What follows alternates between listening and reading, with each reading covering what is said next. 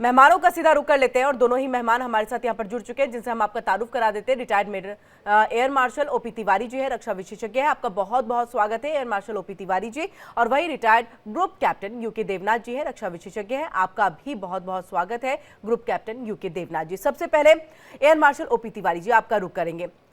जो अभी तक तस्वीर सामने आई, जो वहां के खुद के नेता ये कह रहे हैं कि सैन्य कार्रवाई से कुछ नहीं होने वाला, शांति आप स्थापित नहीं कर पाएंगे, जो ये अशांति आतंकवाद की तरफ से फैलाई गई है, जिस वजह से विस्थापन जो है लगातार बड़ी संख्या में हो रहा है, इसे रोकने के लिए आपको उस आतंकवाद को खत्म करने की जरूरत है। देखिए, ये सैन्य शक्ति से जो भी काम किया जा सकता है, इसको दबाने की कोशिश आती है, बहुत ही टेम्पररी मेजर है। ये आप ग्रुप को, अनरेस्ट को थोड़ी देर के लिए दबा सकते हैं, लेकिन लंबे समय तक कोई सोल्यूशन नहीं है। ये आर्मी और जहां पर भी जैसे ऑटोक्रेटिक कंट्रीज है, जहां पर की डिक्टेटर्स हैं, वो यूज करते हैं। पाकिस्तान की हालत ऐसी है कि अपने आप को बताता नहीं है कि हम मिलिट्री कंट्रोल में हैं, ऊपर से दिखाता कि हम डेमोक्रेटिक सेटअप है, लेकिन यहाँ पॉलिटिकल लीडर्स का कोई से ही नहीं है। शरीफ साहब की कोई, इनका आर्मी का जनरल होगा, उनकी तो कुछ सुनता ही नहीं है, या कुछ भी कहेंगे तो उनके मदद से, उनका विचार लेके तभी कुछ कह सकते हैं। अब ये अच्छी खबर है कि कुछ नेता उनके खिलाफ आके बोलना शुरू किया कि आतंकवाद को दबाना या जो सिविल अनरेस्ट को दबाना आर्मी कोई सोल्यूशन नहीं है। ये देखिए जिस तरीके से ये पनप रहा है, ये कुछ पनपा है, ये समय के साथ पनपा है। ये कोई टेम्पररी नहीं है कि आज 1000 लोग रोड पे आ गए और बॉम्ब लेके झगड़ा करने लगे तो उसको हमने आर्मी लगा दिया, दबा दिया। इस तरीके का जो अनरेस्ट है, ये लॉन्ग टाइम पीछे 40-50 साल से सरफेस कर रहा है, बिकॉज लोगों का शोषण हुआ है, लोग गिव अप कर चुके हैं, लोगों के पास कोई सोल्यूशन नहीं था, तभी ये सड़क पर आ रहे हैं। और पाकिस्तान की जो आर्मी है, लगातार जब से 58 या 59 48 से, जब से पाकिस्तान जमा बना है, तभी से इनकी आर्मी ये टेरर एक्टिविटी में इन्वॉल्व रही है। अपने आप को वॉर लड़ने में और उसकी क्षमता बढ़ाने में इनकी कोई झुकाव नहीं रहा। इसका नतीजा हमने सारे वॉर में देख लिया है, 48 हो, 65 हो, 71 हो। तो इनका इसी का अनुसार वो काम करते रहते हैं। अभी बांग्लादेश में घुसे हैं ये लोग, हिंदुस्तान में वहां नहीं हुआ तो रजौरी की तरफ घुस रहे हैं ये लोग। जहां मर्जी इनको कुछ ना कुछ इनको करना है, ताकि ये बाहर, ये जो आर्मी जो है वो रेलेवेंट बना रहे, ताकि ये न्यूज में बने रहे कि कुछ कहीं कहीं कुछ काम हो रहा है। इन जवानों को ट्रेन नहीं करेंगे, आर्मी की लड़ाई की तैयारी नहीं करेंगे, प्रोफेशनल नहीं बढ़ाएंगे कैपेसिटी, बल्कि इसी एक्टिविटी में लगे रहते हैं। अब इनको कंट्रोल करना है। अब शरीफ साहब को यही चाहिए कि आर्मी के जनरल को कंट्रोल करें। इस कंट्रोल करने के लिए आर्मी के, पाकिस्तान के आवाम जब तक सामने नहीं आएगी कि भैया आर्मी आप जो भी कर रहे हो गलत है, ये तरीके से काम नहीं चलेगा, इस तरीके से पाकिस्तान का जवाब नहीं बढ़ेगा, पाकिस्तान और पीछे जाता जाएगा। और जितना आर्मी से दबाने की कोशिश करेंगे, बलूचिस्तान लिबरेशन आर्मी हो या पख्तूनख्वा हो या गिलगिट हो, यहाँ पर और बड़े से पनपेगा, क्योंकि ये दबे हुए हैं, इनके पास आर्म्स भी हैं और इनकी पाकिस्तान आर्मी की टैक्टिक्स भी मालूम है, और पाकिस्तानी आर्मी के अंदर भी इनके वेल विशर्स हैं। पाकिस्तान आर्मी के जवानों कैडर में इनके भी वेल विशर्स हैं। इस तरीके से पाकिस्तान आर्मी को बलपूर्वक उनसे जीतना असंभव है, और जितना ये बलपूर्वक लगाएंगे उतना ही पाकिस्तान का बंटवारा उतना ही नजदीक आ जाएगा। अब जिस तरीके से ये चाइना, अभी जो उन्होंने स्टेटमेंट दिया है नेताजी ने कि इराक से अच्छा संबंध रखना है, चाइना से अच्छा संबंध रखना है, संबंध ये रखना है कि पाकिस्तान को ग्रो करने के लिए।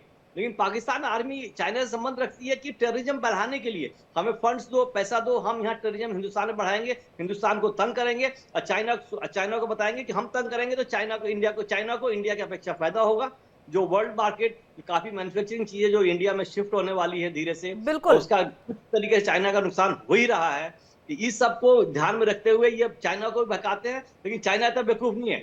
लेकिन इनका मतलब चल रहा है कि इनके पास पैसे आ रहे हैं, पाकिस्तान जनरलों के, आर्मी के जनरलों के पास पैसे आ रहे हैं, इनका काम चल रहा है, छोटी मोटी एक्टिविटी दिखाते हैं कि हम ये कर रहे हैं, ये पूरा इनका। बिल्कुल, लेकिन सर ये काम कब तक चलाएंगे सर? क्योंकि कहीं ना कहीं सवाल तो अब हर जगह से खड़े हो रहे हैं, सिर्फ भारत ही नहीं, भारत तो हमेशा से जो है इसको लेकर के क्वेश्चन करता ही रहा है कि आतंकवाद को आखिरकार इस सरजमी पर क्यों आप पनाह दे रहे हैं, आपको ये खत्म करने की जरूरत है। एस जयशंकर भी जब एससीओ की बैठक में शामिल होने के लिए गए थे, तब भी उन्होंने कहा था कि देखिए व्यापार और आतंकवाद साथ साथ नहीं चल सकता, और इसको लेकर के तो हमने मुंहतोड़ जवाब कई बार दिया है।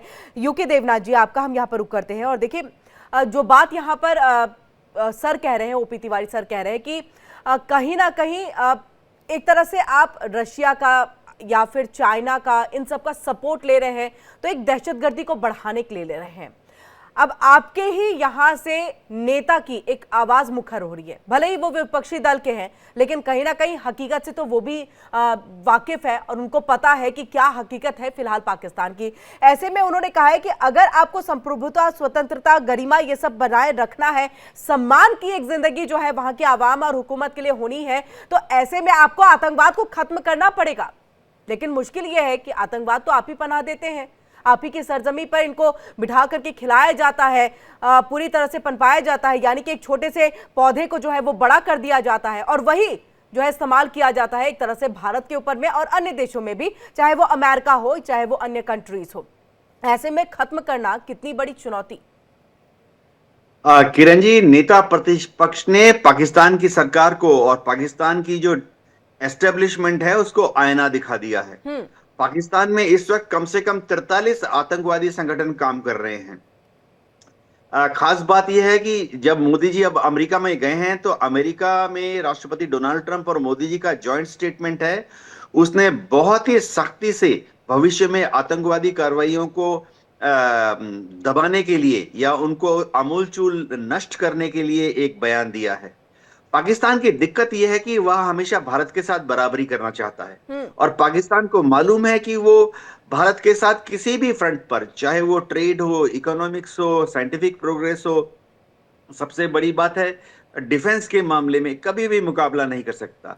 इसलिए वो एसिमेट्रिक वॉरफेयर के तरफ झुक रहा है।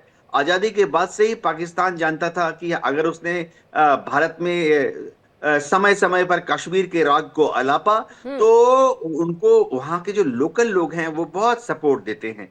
एक और दिक्कत ये आ रही है कि कश्मीर के राग को अलापने पर ही दुनिया भर से काफी सारे मुस्लिम संगठन हैं जो कि पाकिस्तान को छुप छुप कर आर्थिक सहायता देते हैं। ये जाहिर बात है कि पाकिस्तान ने इन आतंकवादी संगठन को इसलिए भी पाला हुआ है क्योंकि पाकिस्तान की आर्मी और आईएसआई को मालूम है कि जब तक इन आतंकवादियों की मदद से वो भारत पर 1000 कट्स, जी हाँ, उनके नेता ने कहा था कि वो भारत को 1000 कट्स देंगे। तो आईएसआई को और आर्मी को मालूम है कि जब तक इन आतंकवादियों का इस्तेमाल करते हुए वो भारत विरोधी गतिविधियों में लिप्त रहेंगे, तब तक पाकिस्तान की आर्मी और आईएसआई को पाकिस्तान की अंदरूनी जो राजनीति है उसमें एक डोमिनेंट स्थान मिलेगा। लेकिन समय बदल रहा है, आस्ते आस्ते समय बदल रहा है। भारत ने बार बार पाकिस्तान को कहा है कि जब तक वो आतंकवादी गतिविधियों में लिप्त रहेगा या जेएनके में टेरर फैलाने की कोशिश करता रहेगा, तब तक भारत उसके साथ बातचीत नहीं करेगा, ट्रेड नहीं करेगा, व्यापार नहीं करेगा। इसका फर्क आस्ते आस्ते पड़ रहा है। किरण जी, अगर आप देखें तो अब पाकिस्तान दुनिया में अकेला पड़ गया है। भारत के साथ उसके रिश्ते टेढ़े मेढ़े हैं, अफगानिस्तान के साथ उसने दुश्मनी मोल ले ली है, ईरान के साथ भी उसकी जो दोस्ती है वो सिस्तान प्रोविंस में टेंशन में ही चल रही है। तो पाकिस्तान किसके साथ व्यापार करेगा?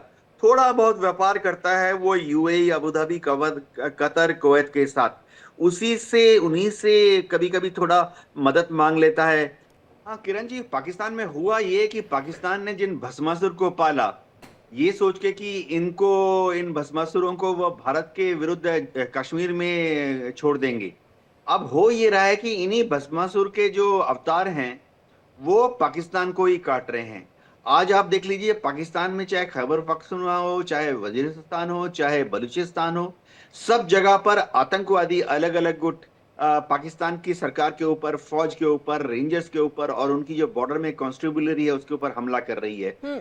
टीटीपी के जो लड़ाके हैं वो अपने को जांबाज मानते हैं, वो अपने को बहुत ही पावरफुल पोजीशन से रोज लॉन्च कर रहे हैं पाकिस्तान आर्मी के ऊपर। अभी हाल ही में एक हमले में फ्रंटियर कोर के 4 जवानों को शहीद होना पड़ा। मैं यही शब्द इस्तेमाल कर रहा हूं पाकिस्तान की फौज के लिए। दिक्कत ये आ रही है कि जैसे बलूचिस्तान है, बलूच लिबरेशन आर्मी हमेशा लगातार हमले कर रही है पाकिस्तान की आर्मी और रेंजर्स के ऊपर। और तो और चीन ने भी एक 300 फौजियों की टुकड़ी को बलूचिस्तान की तरफ, ग्वादर की तरफ डिप्लॉय किया हुआ है, चीनी नागरिकों और इंजीनियर्स को बीएलए के हमलों से बचाने के लिए। तो ये दर्शाता है कि अगर पाकिस्तान को अपनी अंदरूनी स्थिति मजबूत करनी है तो उनको सबसे पहले अपने अंदर जो ये सांप पाल रहे हैं इन्हीं का अमूलचूल नाश करना पड़ेगा। ऐसा तो हो नहीं सकता कि पाकिस्तान इन सांपों को दूध पिलाता रहे और उम्मीद करे कि ये सांप सिर्फ भारत को ही डसेंगे। नहीं, ये मुड़ के आज पाकिस्तान को ही काट रहे हैं। तो पाकिस्तान की सरकार जो है उनको इसमें बहुत ही गहरी तरीके से सोच विचार करना पड़ेगा। किरण, ये दुख की बात है कि पाकिस्तान में चाहे कोई भी सरकार हो, चाहे मिलिट्री सरकार हो या सिविल सरकार हो, कोई भी पॉलिटिकल पार्टी हो, चाहे पीपीपी हो, चाहे पीटीआई हो या अभी पीएमएलएन है, इन सबको सिर्फ